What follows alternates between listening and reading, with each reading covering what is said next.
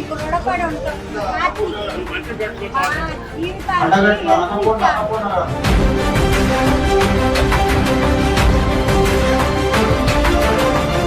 7 years నుంచి water లేదు, ఎండకి ఎండి వానక చాలా ఇబ్బందులు పడ్డాం సార్. మేము అక్కడ ఉంది, మీ ప్రభుత్వం మమ్మల్ని గుర్తించి మాకు ఒక న్యాయం చేసినందుకు మీ కాంగ్రెస్ ప్రభుత్వానికి మా హృదయపూర్వక నమస్కారాలు.